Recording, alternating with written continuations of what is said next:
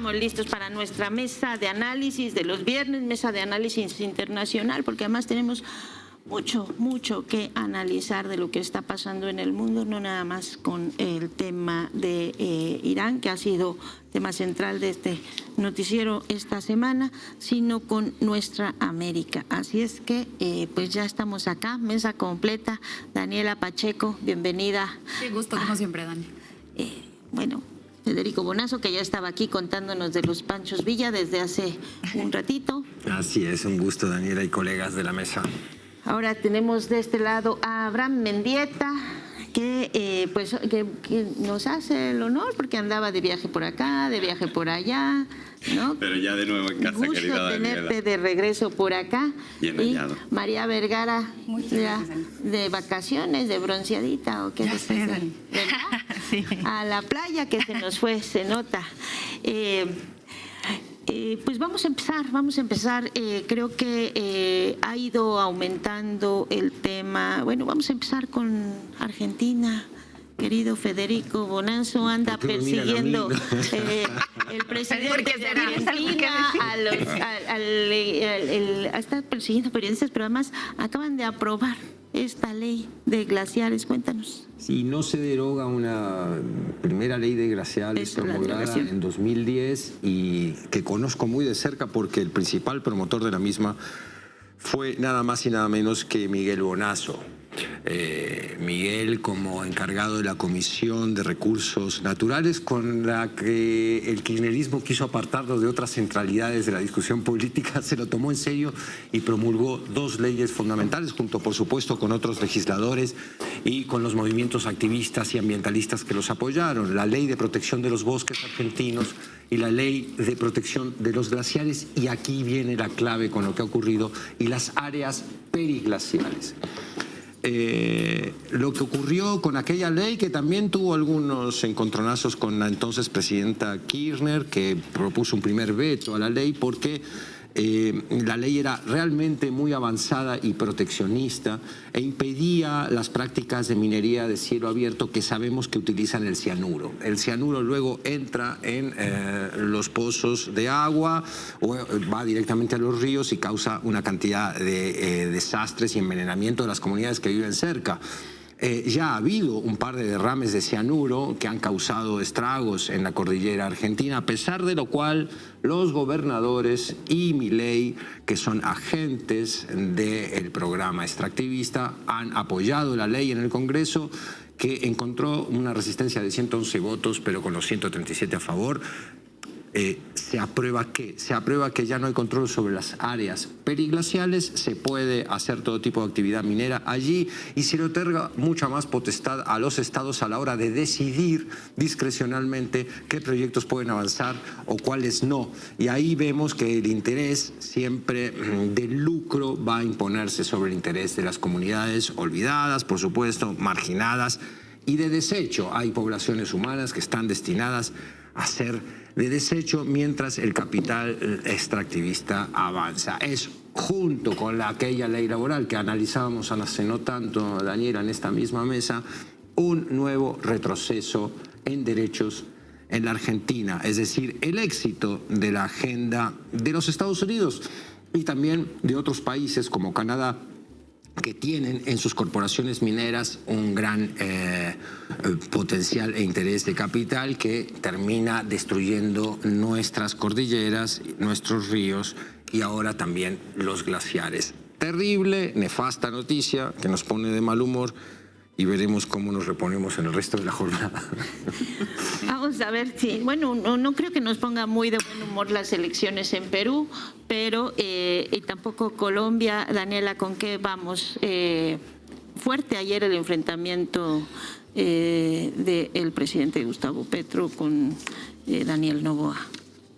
Mira, creo que el rol de Noboa en la estrategia de Trump y de Washington de dinamitar el eje progresista en la región es bastante claro, ¿no? Tensionar las relaciones diplomáticas, borrar cualquier intento de acercamiento, que han sido varios los que ha hecho el presidente Gustavo Petro con Noboa. Y creo que aquí hay principalmente dos elementos. Uno, a Noboa que además va a disputar unas elecciones intermedias que estaban programadas primero para febrero, pero que además las adelanta para noviembre. ¿Qué pasó antes? Suspende al principal partido opositor, que es la Revolución Ciudadana, durante 9 meses. ¿Qué le permite el adelanto de las elecciones? Que su principal opositor no pueda participar en las elecciones intermedias. Un presidente que inició con una popularidad del 70% y que hoy ya roza el 35%. Entonces, ¿qué mejor que armarse de un enemigo externo para no responder? Desde el 2019 estamos hablando de un crecimiento de los homicidios en un 400%. Si vemos solo el periodo de Noboa, estamos hablando de casi un 50%. Una caída estrepitosa de la inversión extranjera, un desempleo que se supone que va a la mejora, pero que si uno va a los datos que están por debajo, la informalidad ha crecido también de una manera bastante evidente. Entonces, cuando tienes este problema puertas adentro, traslademos la discusión pública a una supuesta disputa o un enfrentamiento diplomático con Gustavo Petro, que a mí me parece un conflicto completamente fabricado. ¿Y qué pasa cuando lo haces en época de elecciones? Pues que el eje de la discusión pública se traslada directamente hacia la seguridad. ¿Y quién capitaliza esa conversación? La derecha. No porque tenga mejores soluciones, sino porque lo hace desde el miedo, y el miedo siempre es bastante vendedor para bien y para mal. ¿Cómo van las elecciones? Cepeda va a la cabeza, sí, pero aquí también hay otros elementos importantes.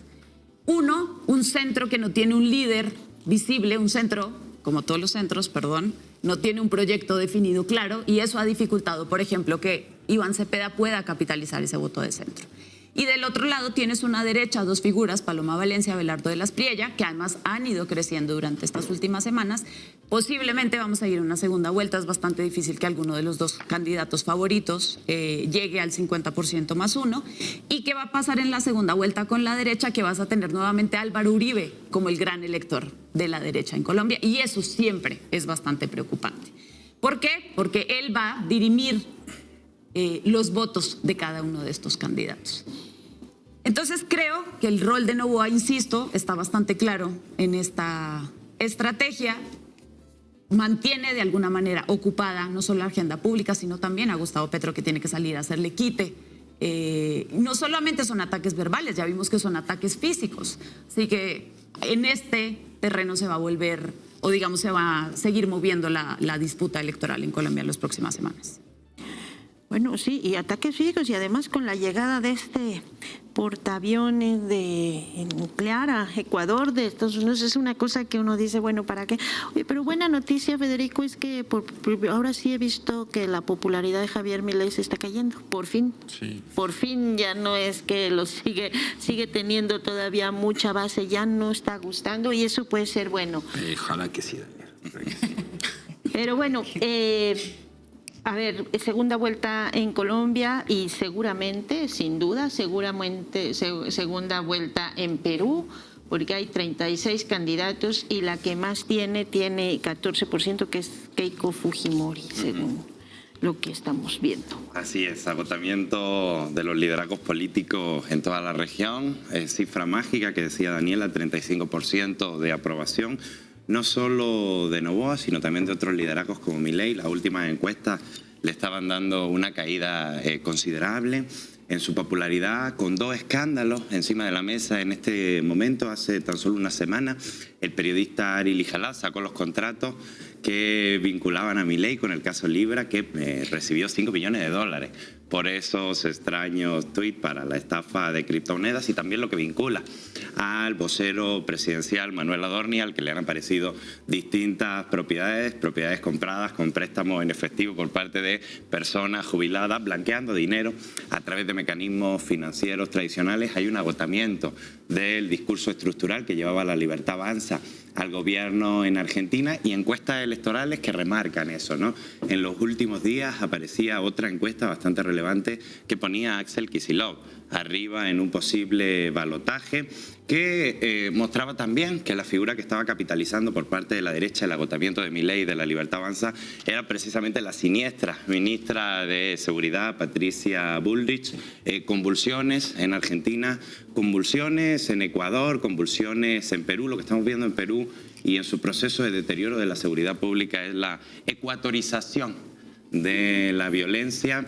Remarcaba Daniela, y me gustaba mucho su análisis, en un doble papel con el juego que está haciendo Noboa en este momento. Primero sí, como zapa, como bomba, como destructor de las relaciones regionales, como cabeza de lanza de los intereses de Estados Unidos frente a los presidentes progresistas de la región, pero también nacional, en el sentido del equilibrio político que necesita para la elección intermedia. Sin embargo, yo creo que esto también juega un papel político en Colombia. Hay un cierre de filas nacionalistas justo antes de una elección fundamental. No podemos perder de vista que Gustavo Petro, en uno de los momentos donde más sube popularidad e intención de voto el pacto histórico, fue precisamente en su respuesta fuerte contra Donald Trump hace tan solo unos meses. Así que creo que en términos de política nacional colombiana también importa. Es cierto que el presidente Petro ha sido muy generoso con sus vecinos, con sus hermanos, en plena crisis de apagones. En Ecuador, Colombia fue clave para el suministro energético de este país y no ha habido ningún tipo de reciprocidad. Pero esta estrategia provocadora de Noboa ya la habíamos visto, ya la sufrimos incluso en México, ¿no? Cuando el gobierno de Ecuador de manera miserable y violenta asaltó nuestra embajada y golpeó a nuestro cuerpo diplomático, lo cual también supuso para la política nacional mexicana un cierre de filas, una unidad prácticamente nacional con pequeñas excepciones, como siempre, ese tipo de voces discordantes y absurdas que hay por parte de la extrema derecha en el Senado de la República, en los legislativos. Creo que la región sufre un momento de agotamiento de liderazgo, de agotamiento de legitimidades populares, y creo que eso también es lo que a México nos hace un poco diferente.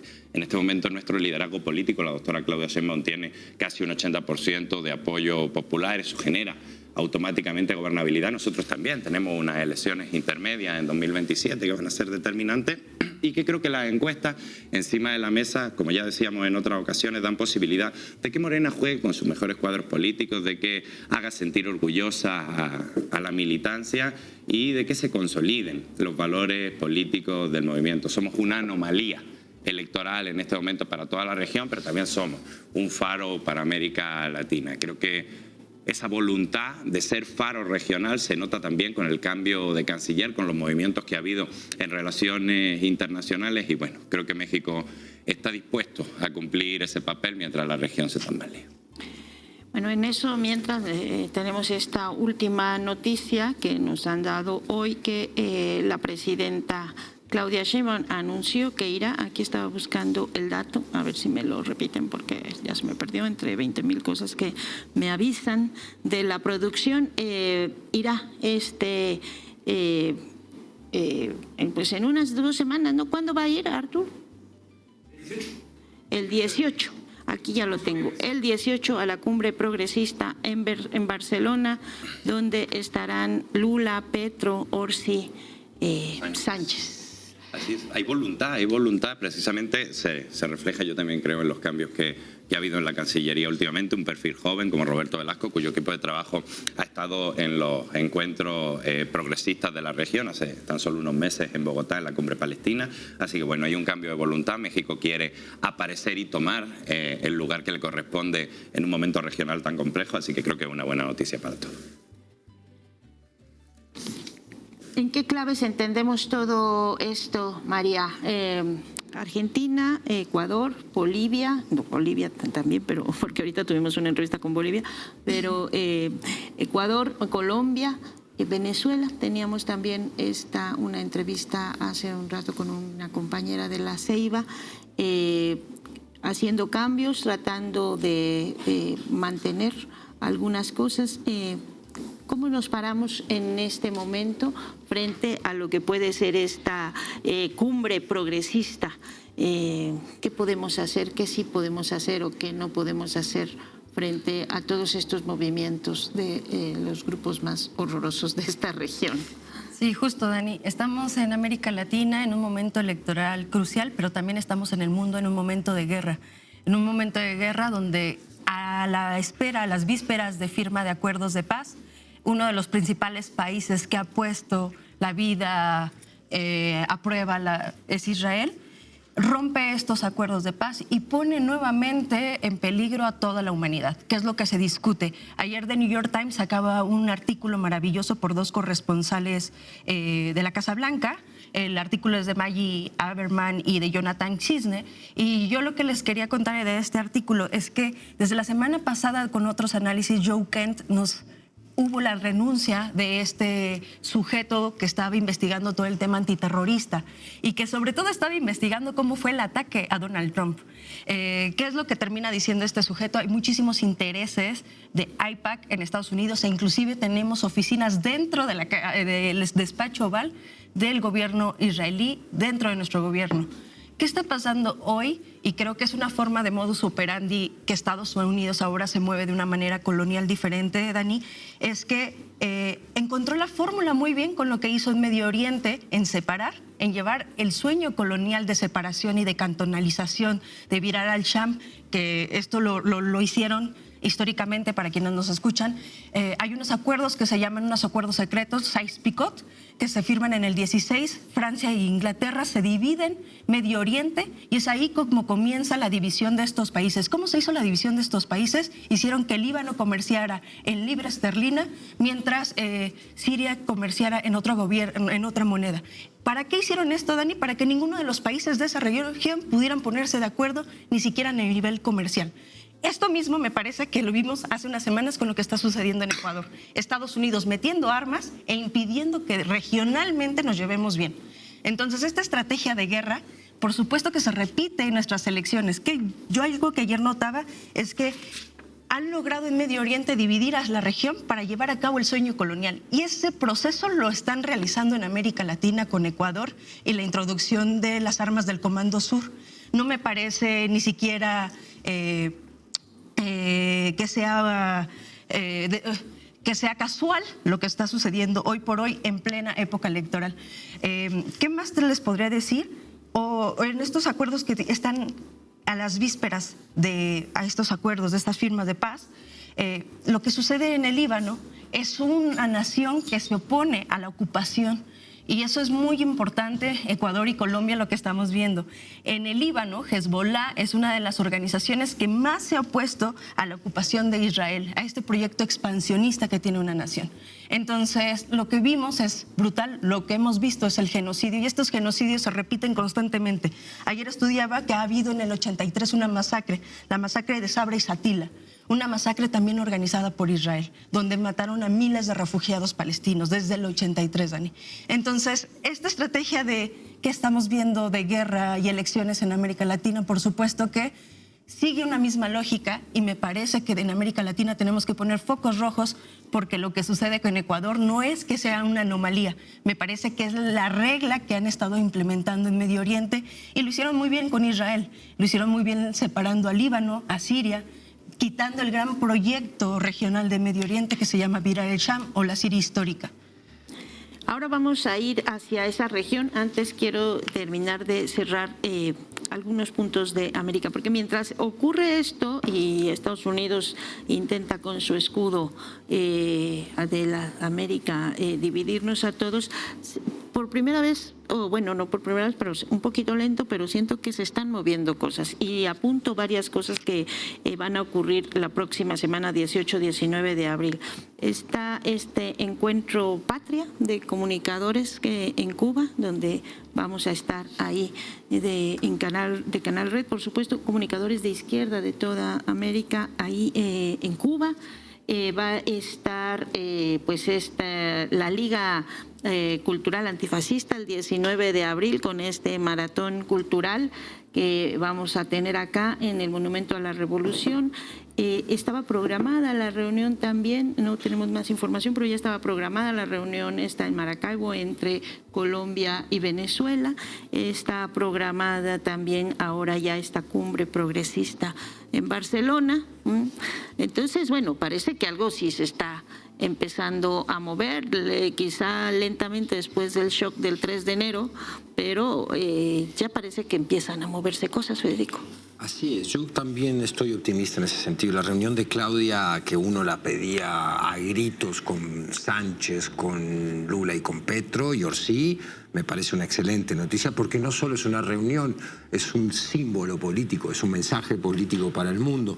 ¿Acaso Irán, en la gran lección bélica y política también que le ha dado Estados Unidos en el mundo, ha puesto sobre la mesa la idea de que el imperio no es invencible y todopoderoso, y eso anima a algunos analistas, que puedo considerar que están en una postura un poquito radical, a decir que este es un momento de enorme debilidad del imperio y estamos ante el colapso del imperio. Bueno, yo eso pondría en tela de juicio afirmar que estamos ante el colapso del imperio, pero sí que la muy mal calculada maniobra de agresión a Irán por parte de Estados Unidos, evidentemente subordinado al interés de Netanyahu, le ha causado un daño y ha aumentado la caída de la reputación, o ha acelerado la caída de la reputación de un imperio tan impredecible que incluso ese factor de incertidumbre golpea los mercados y por tanto también genera internamente una presión para que Trump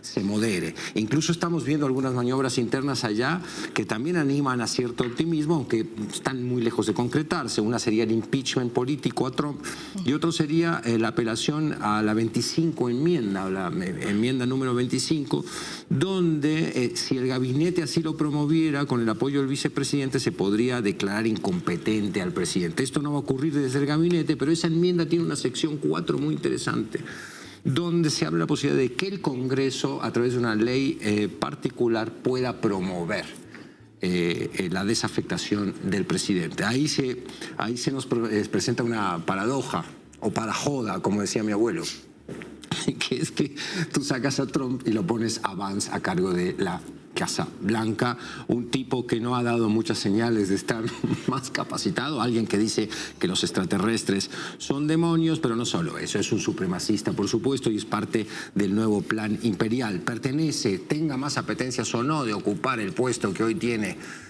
Trump, pertenece a este nuevo proyecto imperial, que es el que siempre decimos. ¿Habrá trumpismo después de Trump? Parece que sí, pero hay muchas señales que animan al optimismo y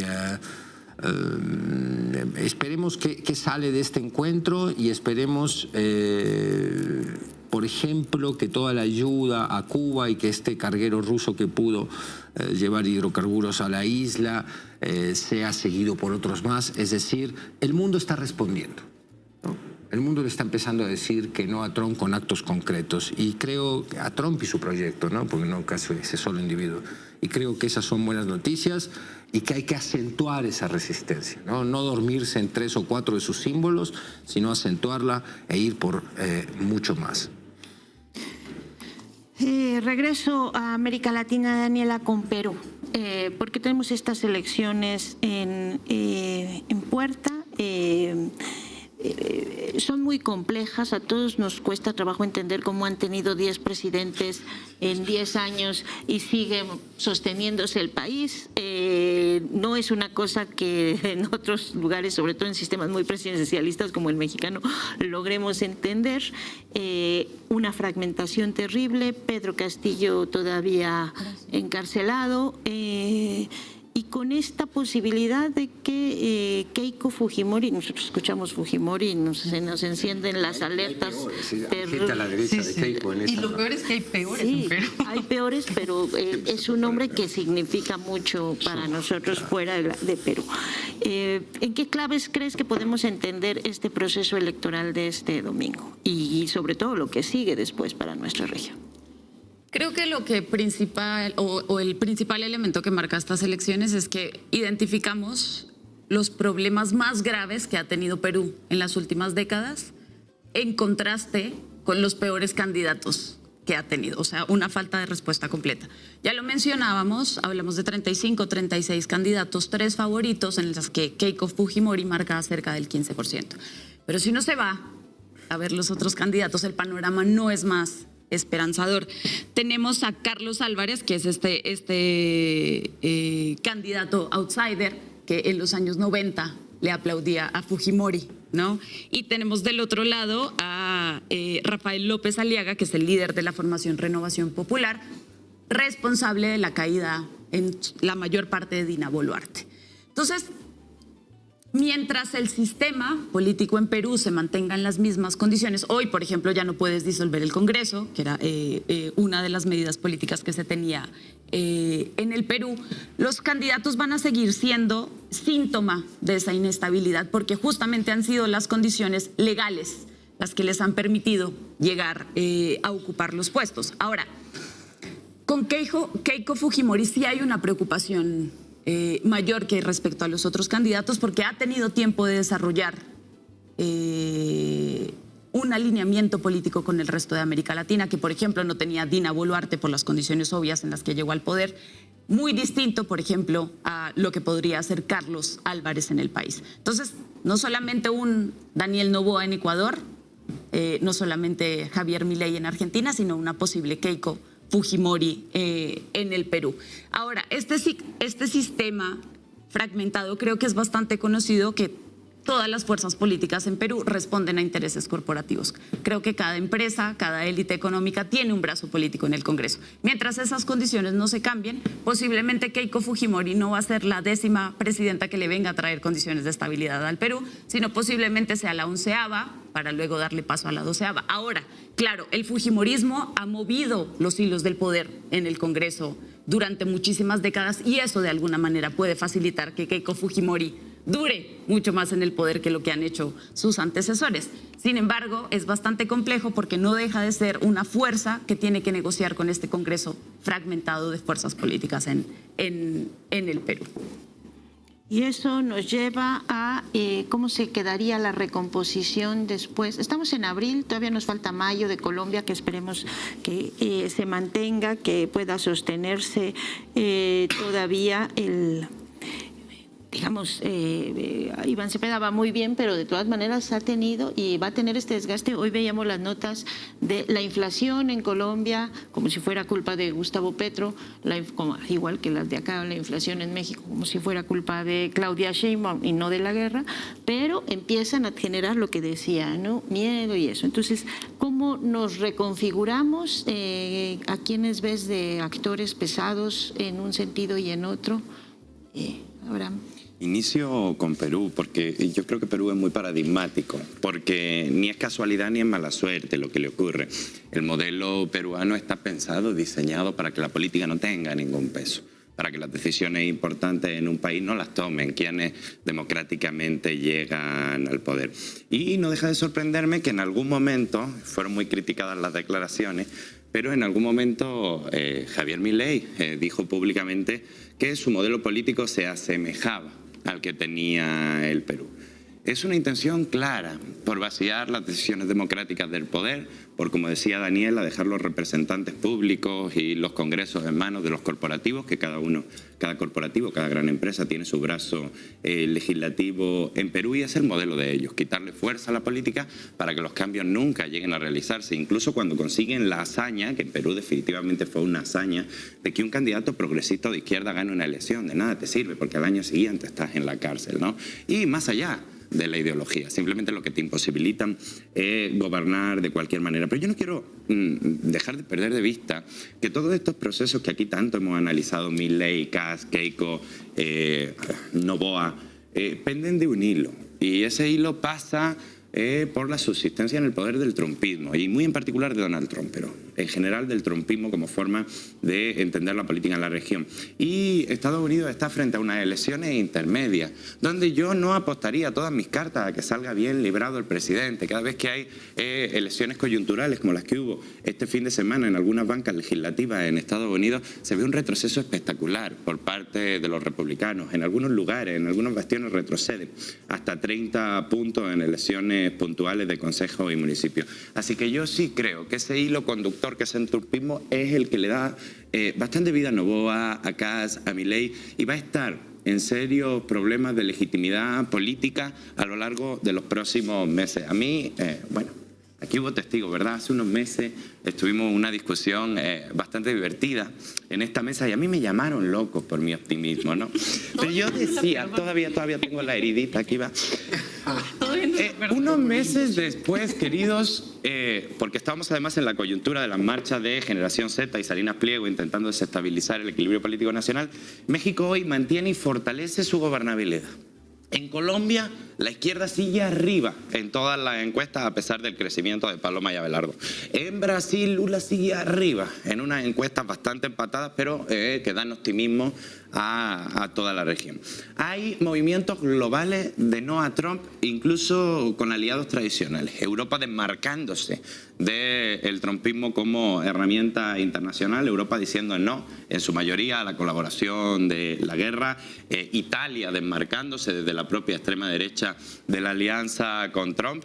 Y cuando hablamos de esa injerencia que no se reduce solamente, ¿no?, a América Latina y a Oriente Medio, veíamos a J.D. Vance en Hungría con Orbán, definitivamente hay un agotamiento de la fuerza política, de lo que pueden transformar, de lo que pueden incidir. Y creo que todos los procesos de extrema derecha en la región están cortados, están alimentados por ese hilo conductor que se puede poner en un grave riesgo con la elección estadounidense. Creo que Trump entra en una crisis política sin precedentes y lo contagia a todos los liderazgos de América Latina. Y bueno, como decíamos hace unos meses en esa mesa tensa, no sé si es análisis o deseo, pero definitivamente por ahora México sigue manteniendo su gobernabilidad, Colombia sigue arriba en las encuestas, Brasil sigue arriba en las encuestas y son nuestros adversarios los que están en problemas políticos porque su hilo conductor, su hilo alimentador tiene unas elecciones intermedias en Estados Unidos que no parece que le vayan a salir muy bien.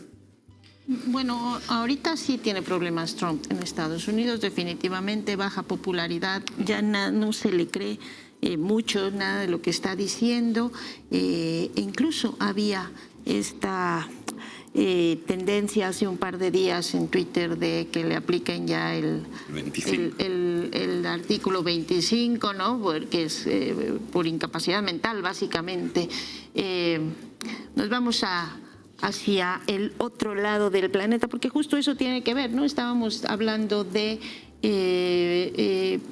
mucho el peso o el costo que ha tenido Donald Trump a partir de la guerra que nadie entiende con Irán, ¿no?, más que Israel. Solo Israel entiende por qué está ahí Estados Unidos.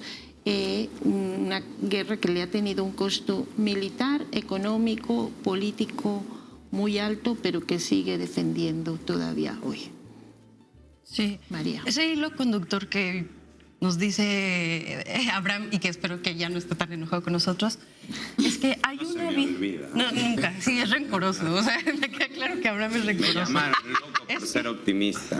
Yo no soy tan optimista y lo diré porque me parece que el imperialismo en Estados Unidos está buscando nuevas formas de reconfigurarse y reformularse. Por supuesto, yo sí creo, y estoy del lado de Fede Bonazo, si cae Trump, es que tenemos un ala que compañeros estadounidenses, organizaciones civiles estadounidenses nos han dicho es que no cambia nada. Entre republicanos y demócratas, básicamente la forma de gobernar hacia el mundo, y yo los invito a ver la entrevista que tuvo Tucker Carlson, es un tipo que lo dice así. Ayer tuvo 2 horas diciéndonos es que el gran problema de los Estados Unidos no es que hayamos perdido la guerra con Irán, es que ante el mundo nos pone que ya no podemos controlar al mundo.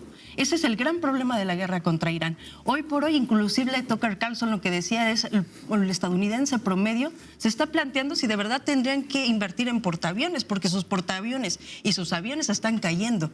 Estados Unidos se vendió como el imperio que controlaba militarmente a cualquier nación del mundo. Y hoy Irán nos demuestra que con esa base de drones y misiles a un costo muchísimo menor puede combatir a ese imperio que se hacía invencible en términos militares.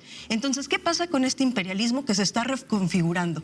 Pero hay algo mucho peor al imperialismo estadounidense y es el sionismo israelí. Y que me parece que hoy en el mundo, más que seguirnos movilizando, es que tenemos que poner el dedo en el genocidio que se ha estado cometiendo en los últimos años. Me parece, pero muchos presidentes, ayer yo veía un tuit de Pedro Sánchez diciendo tenemos que declarar a Netanyahu un criminal de guerra, lo que hizo en el Líbano y no detener las declaraciones, estos acuerdos de paz, de no permitir la paz en la región.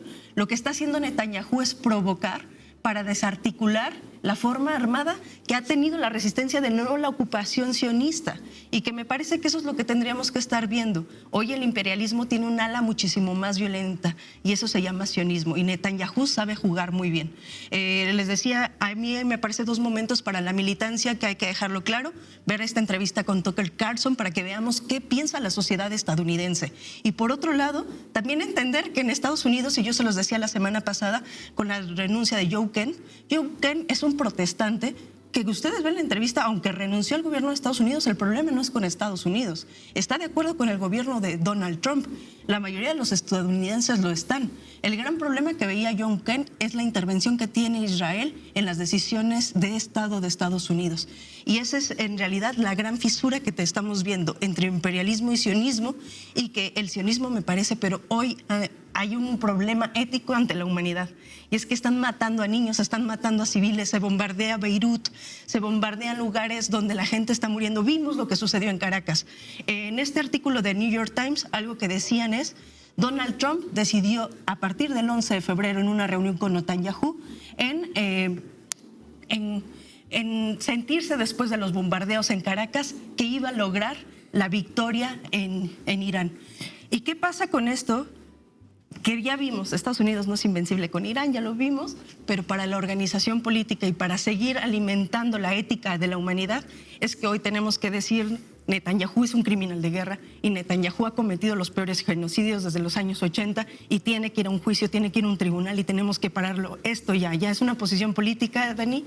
No es Palestina, ya es la lucha por el mundo, porque lo que sucede en Palestina puede sucedernos en cualquier lugar de América Latina, y lo dijo ahí en términos regionales. Ya lo estamos viendo en América Latina con esta forma, este hilo conductor imperialista, sionista, que se está estableciendo en nuestros países. ¿Habrá acuerdo o no habrá acuerdo? ¿Habrá reunión o no habrá reunión? Teníamos bien bonita ayer nuestra pantalla al irnos de que, pues sí, todos los preparativos para la reunión de hoy. Ya después dijeron que siempre, o sea, que Irán dijo no vamos mientras no se haya un alto al fuego en Líbano. Israel dijo vamos a reunirnos con Hezbollah, pero no vamos a detener los bombardeos. Entonces en esas estamos. Esperamos que al final del programa ya tengamos una idea de si va a haber o no va a haber. Pero nos decía Cristian Nader que en realidad es un teatro para ganar tiempo. Lo vimos con el alto al fuego en Gaza, un teatro para ganar tiempo. Completamente de acuerdo con Nader en ese sentido. Asesinaron a negociadores de Hamas cuando estaban en pleno en intensas negociaciones para alcanzar algún tipo de acuerdo allí. Trump lanza el alto al fuego de 2 semanas e Israel asesina a 250 civiles en Líbano. ¿Qué elementos tiene el mundo, qué elementos tiene Irán para poder confiar en que, ni siquiera en un alto al fuego, sino en que las negociaciones de paz se pueden llevar a cabo? Y ahí el pivote es Líbano, evidentemente, ¿no? Israel dice, no, desarme absoluto de Hezbollah y vamos a seguir atacando hasta que eso no suceda. Eso boicotea uno de los primeros puntos de la propuesta iraní, que es no. Alto al fuego significa alto al fuego en el Líbano también. Entonces vemos que el conflicto, la guerra, que surge de una agresión, porque la palabra conflicto siempre me brinca a mí, ¿no? El conflicto, no.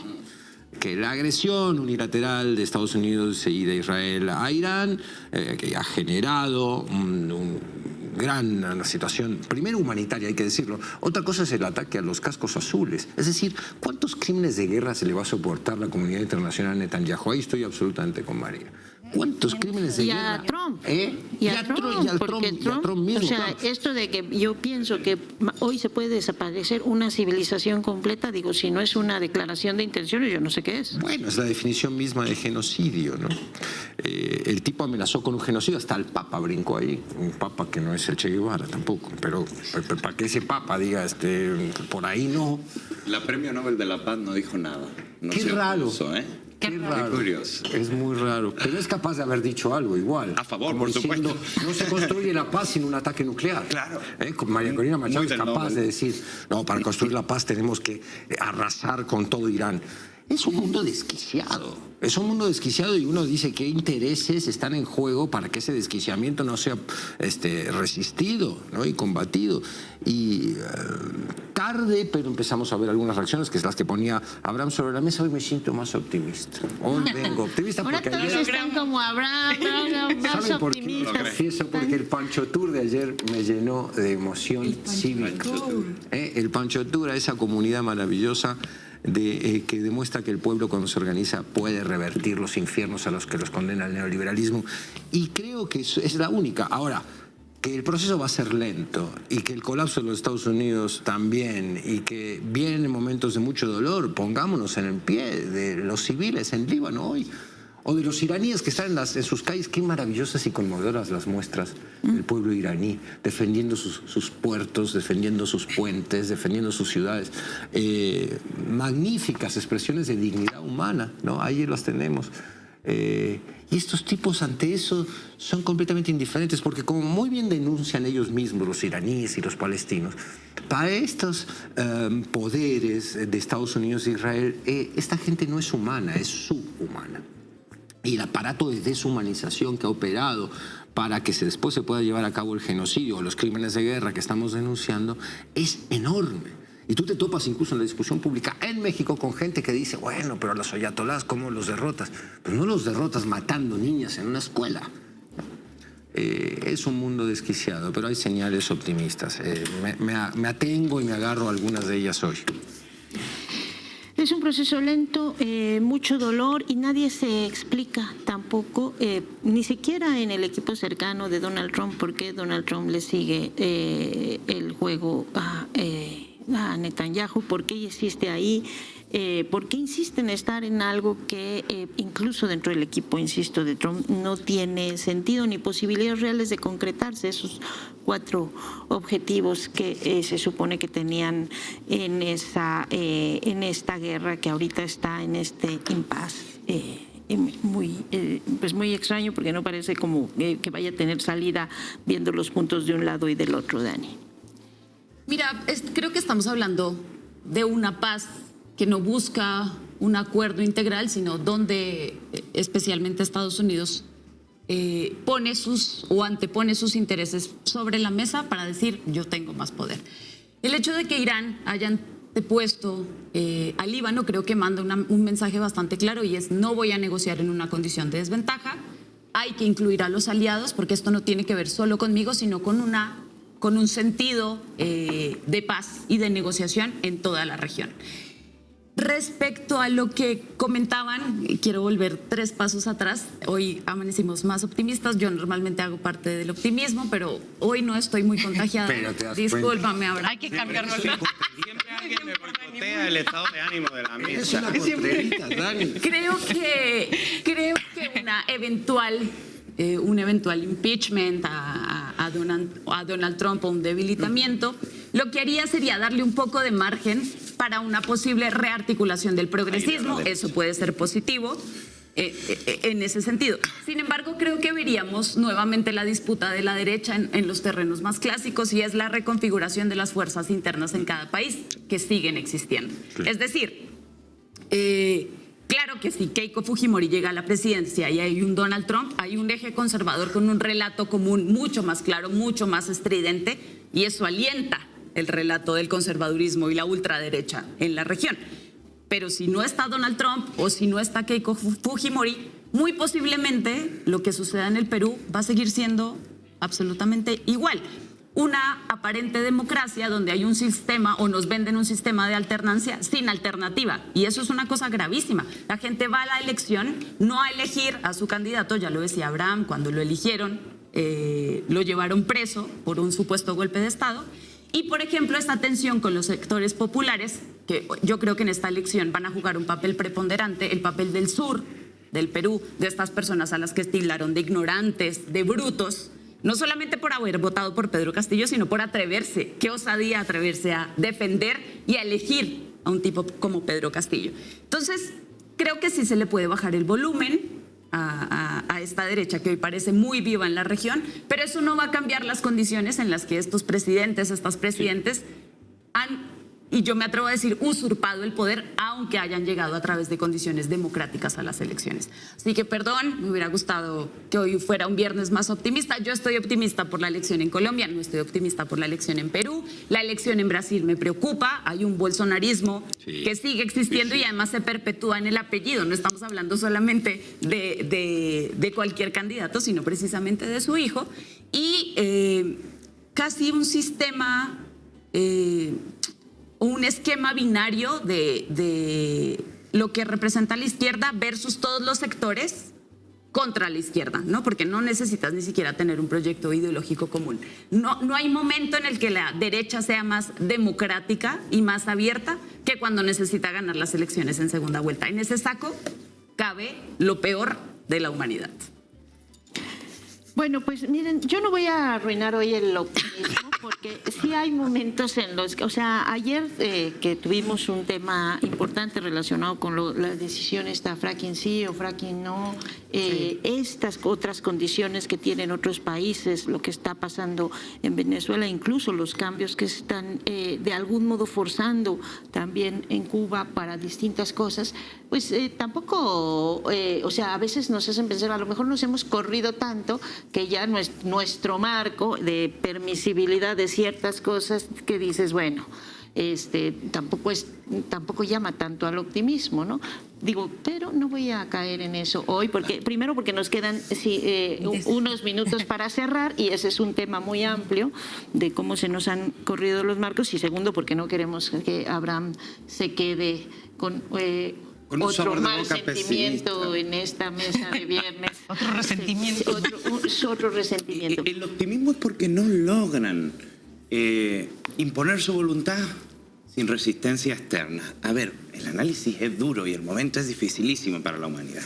Israel es la mayor amenaza para la humanidad que tiene el mundo entero. 160 bombas en 10 minutos que matan a 300, que asesinan a 300 civiles. Un boicot activo a todos los acuerdos de paz, no solo al acuerdo de paz en Irán, sino, como decía Federico, también al alto al fuego en Gaza.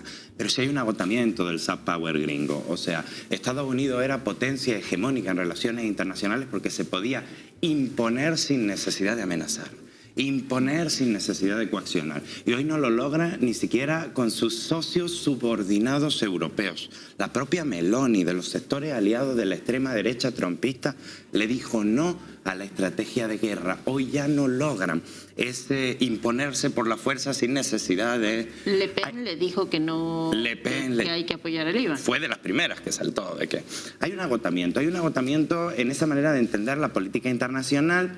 Y juega Trump una carta desesperada, que es la amenaza del genocidio, la amenaza con destruir una civilización, y ahí la lección es clarísima, ¿no? Ni un paso atrás de los iraníes. Si me destruyes con dignidad, y al final no me destruyen, ¿no? Vimos las imágenes maravillosas, eso del pueblo iraní organizado, a pesar de lo doloroso de la coyuntura, a pesar de lo doloroso del momento. Pero hay algo con lo que coincido, o sea, sí que la extrema derecha pierde una elección no quiere decir que se agote, y el bolsonarismo es el caso claro de eso. Perdieron una elección, tienen a su líder en prisión, y electoralmente todavía son casi la mitad del país. No necesariamente se agota, pero hay motivos para el optimismo.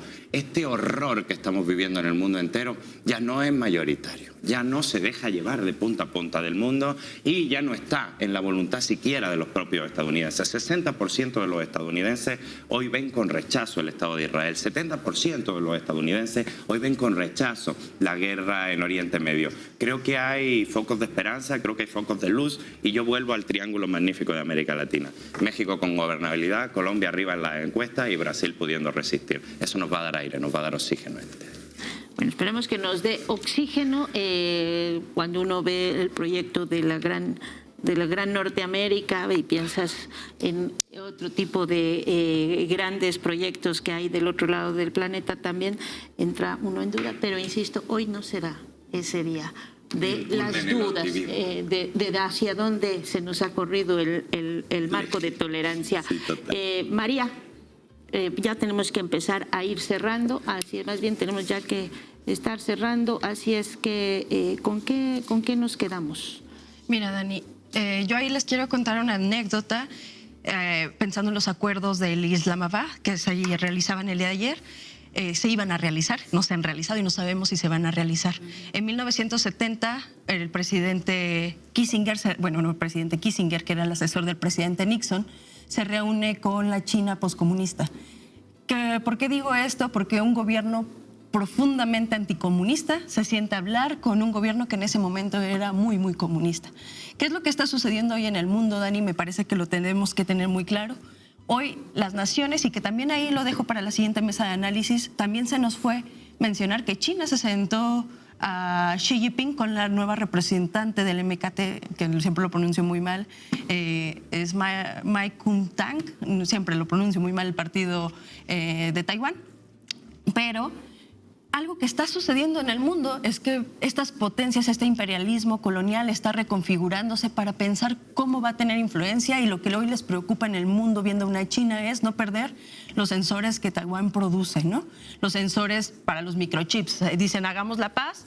Y en esos acuerdos coloniales, Dani, algo que tenemos que tener muy claro es que ven a las naciones como mecanismos geográficos de control, mecanismos de control de recursos naturales, y me parece que cada nación tiene que pensar muy bien en términos de soberanía, es cómo vamos a enfrentar esta forma imperial que surge en este momento en el planeta, que además ha puesto el asta muy alta, que es, si ahora no estás de acuerdo conmigo, te puedo hacer un ataque nuclear. Y el asta muy alta, si no estás de acuerdo conmigo, te puedo secuestrar a un presidente, que eso es lo que hemos visto con Venezuela. Lo de Venezuela no fue menor, y me parece que iniciamos el año diciendo, hay algo gravísimo que está sucediendo, como el secuestro de un presidente, y seguimos ignorándolo en los grandes medios de comunicación, de no podemos seguirnos quedando callados con Nicolás Maduro enfrentando un juicio, siendo sacado en las circunstancias que fue sacado de su país, y después que eso permitió el ataque, incluso nuclear, hacia Irán. Entonces, este imperialismo colonial lo quisiera dejar para futuras discusiones, futuras argumentaciones. Deben ser el centro del debate de nuestras naciones, el centro de defensa de nuestras naciones y de organización política de nuestras naciones. Porque, lo decíamos, indudablemente lo que sucede en Colombia, lo vimos, el Mossad estuvo vinculado a las armamentaciones en nuestras naciones. La mayoría de la defensa militar de México, lo veíamos en Ecatepec, el año pasado, compró armamento israelí. Hay un problema, tenemos vinculado el sionismo a Israel dentro de todas nuestras naciones en la región, y no lo estamos discutiendo, y no es cosa menor, porque es un modelo político que está poniendo a prueba la vinculación geográfica, hasta dónde pueden intervenir en nuestras naciones, el espionaje que muy posiblemente esté sucediendo con Israel en Estados Unidos, que por eso tengan a Donald Trump teniendo que entrar a la guerra, porque nuevamente cae la gran discusión de la guerra de Irán, y sale Melania Trump diciendo, yo no estuve en los Epstein Files, ¿no? Entonces, ahí hay un espionaje de una nación, y ese espionaje lo vivimos en México con Pegasus, lo hemos visto con el Mossad vinculado y formando a todos los militares en América Latina. Y me parece, Dani, que hoy lo que tenemos que enfrentar en América Latina y en todo el mundo es qué modelo de mundo queremos. Y si queremos un modelo de mundo que ponga en peligro la vida en el planeta. Y yo creo que la gran respuesta a esta pregunta debe ser no. Tenemos que apostarle a un modelo político que defienda la vida en todas sus formas, y que tenemos que pensar a cada región en el contexto de la región. Eso sucede en Medio Oriente. Hace unas semanas yo les decía, pensemos cómo surge esta revolución teocrática que sucede en Medio Oriente. La tenemos que pensar las regiones a la luz de su historia. Y hoy en América Latina sucede lo mismo. Tenemos que pensar a la luz de la historia de cada una de nuestras naciones y pensar cómo vamos a enfrentar este modelo imperial que hoy me parece que tiene su versión más violenta y más destructiva a la vida. Bueno, vámonos de allá para acá con 30 segundos para cuál fue cómo queda nuestro titular, la última, la idea central con la que nos quedamos de esta mesa. Y yo me quedo con que Israel es la mayor amenaza contra la humanidad en este momento. En tan solo 10 minutos y en pleno alto al fuego, 160 bombas que asesinaron a cerca de 300 civiles. El momento es tan difícil que la amenaza que está encima de la mesa es incluso la de destruir una civilización, una amenaza de genocidio. De ese tamaño es la capacidad de extorsión que Israel tiene sobre los Estados Unidos, pero con el optimismo de que esa capacidad de extorsión no se contagia al mundo entero. Esta vez la inmensa mayoría de Europa quedó fuera de esa guerra absurda, de esa agresión ilegal. Y bueno, soy optimista para cerrar en 30 segundos porque, como decía María, los que no aparecemos en los archivos de Epstein, pues somos más. Federico, 30 segundos. El imperio se expuso descarnadamente su plan homicida y supremacista, y Israel también está expuesto.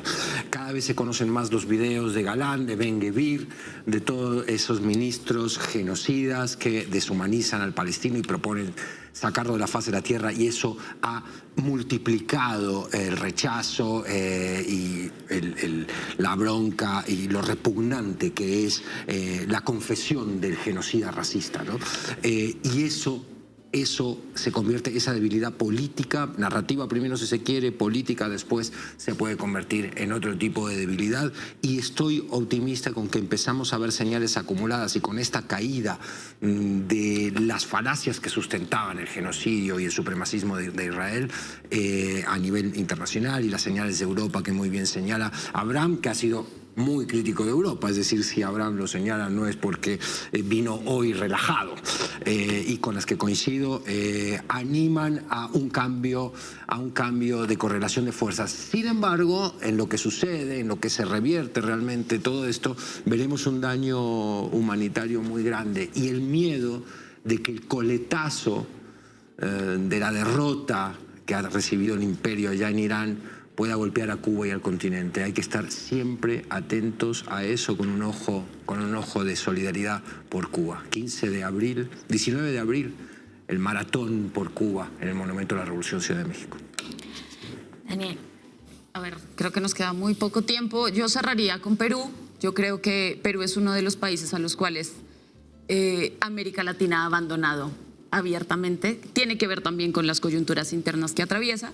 Estamos en una elección que lastimosamente no va a cambiar el rumbo del país, simplemente va a reordenar los vacíos políticos existentes y se va nuevamente a ordenar alrededor de esas condiciones sobre las cuales se ha gestado el poder en Perú, que tiene que ver con la exclusión política, con la exclusión territorial, con los intereses corporativos metidos en cada uno de los centímetros de la política peruana. Del otro lado, ahí sí, para cerrar con un poquito más de optimismo, 2 proyectos de país en Colombia. Uno que busca administrar la violencia, la guerra, que es lo que ha hecho el uribismo durante las últimas décadas en Colombia, y un proyecto que no debería sorprendernos, pero que en Colombia nos ha costado mucho, que es ordenar la política desde la paz. Es una cosa que hace muchísimo tiempo no conocemos en Colombia, y que para mí, al menos en este viernes de optimismo, para dejarme contagiar un poco, puede marcar la diferencia de un país como Colombia, sumido en más de 70 años de conflicto armado. Con eso nos quedamos, y también con este comentario que nos dejan aquí en el chat, que dice que un día como hoy de 1919 el caudillo de Sur era emboscado y asesinado. Emiliano Zapata vive, para tener esta rememoranza. Muchísimas gracias a los 4 por esta mesa que nos da esperanza, optimismo para seguir resistiendo.